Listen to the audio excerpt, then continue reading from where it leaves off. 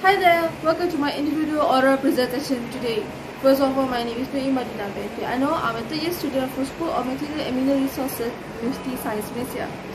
I'm in LSP 404 and group number 259. In Malaysia, censorship has been a long-term issue which has become more apparent as an attempt to adapt to a modern knowledge-based economy. Censorship is a very controversial topic which frequently generates a great deal of heated debate, and many have a direct point on where they stand.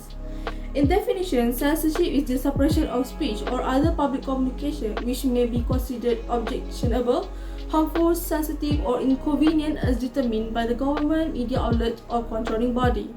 The media censorship may be a global phenomenon that has foreshadowed information outlet for hundreds of years. It's all about deciding on what people can see and view, and it comes in many different formats including print media, books, magazine, newspaper, television, movies, video game, music, cell phone, and the internet. So today I'm asking you, is censorship in the media, is it necessary? We are all aware that censorship is necessary to prevent the broadcast of obscene material which is considered offensive to public moral, and it aims to protect children and vulnerable people by removing content from media and restrict what they can see. Evidently, in my opinion, the main aspect is just to protect the children or young teens, to content that they should not be exposed at such a young age. Television can be a powerful influence in developing one's principles and integrities, and it is an inspirational and dream for children. Many want to be a superhero after the Avengers.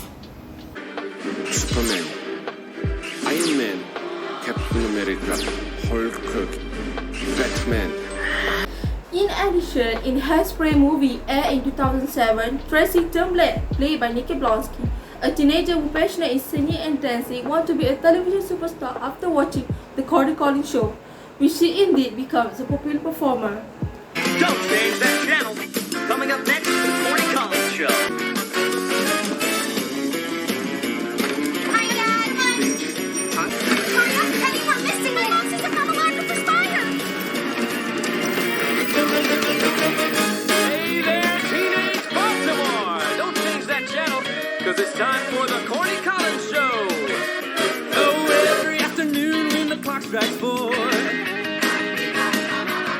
a crazy bunch of kids crash through that door, yeah. Go and throw off the coats and leave the squares behind. And they shake it like they're losing their mind. But I see them around 'cause they're the nicest kids in town. Who cares about sleep when you can snooze in school? You'll never get to college but you'll sure look cool. Don't need a top or a gown when you're the nicest kid in town. From this, we can see that the show inspired her to chase her dream.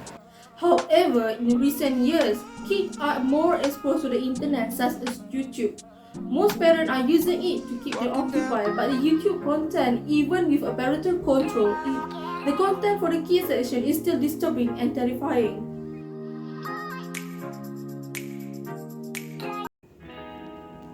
The video keyword title is crossbreed of finger family song with live-action superhero and trollish joke which keep finding funny but actually a weird and indecent content.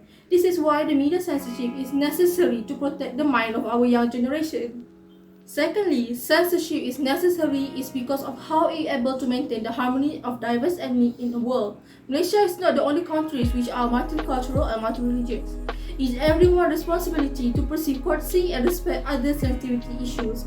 If the media is seeing them a travesty of history or conflict on a culture that would cause a commotion among the netizens, scenes that generate friction among people should be completely removed.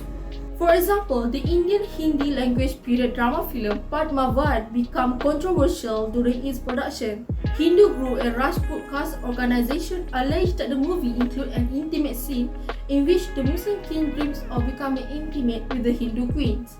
Several Rajput caste organizations, including Sri Rajput Karni Sena and its members, had protested and later vandalized the film set. Amid violent protests, Padmavat was rescheduled for release on 25th January 2018. It seems to me that Padmavat is the perfect example for the need of censoring movies to maintain common harmony and protecting our unity.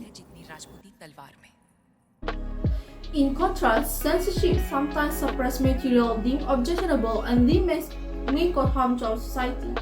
Before, the media were deemed as powerful in influencing the so-called passive audience and can be threatening. Regulation and censorship were instruments to control or reduce such threat. However, with such policy, it tarnishes the aesthetic value of a movie. Censoring a scene from a film obstructs its creativity and invalidates the effect of the narrative. Cinema, film, and other art forms is a medium for expression for the artists and filmmakers. As far as I am concerned, censoring part of it means breaking the million thought, ideas, and years of hard work that go into the project and is unfair. For instance, on August 2017, the Malaysian government wrongfully censored a documentary film on the human trafficking of Rohingya girls to Malaysia and banned a documentary on refugees in Kenya. As a result, censorship is suppressing freedom of expressing, while we should all have the right to say what we want and gaining access to knowledge that should not be kept hidden. To conclude, censorship in media is necessary and is one of the biggest influence on our young generation and to maintain the harmony in our diverse culture, but it also can inhibit our freedom of expressing. The censorship of internet is a double-edged sword. It has positive as well as negative consequences. However, the transparency of a censorship must be enhanced and supervised.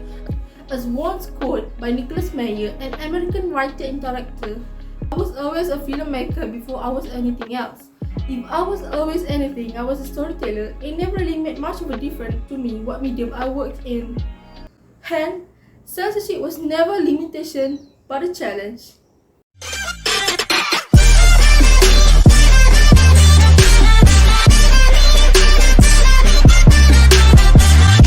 Thank you, that's all for me.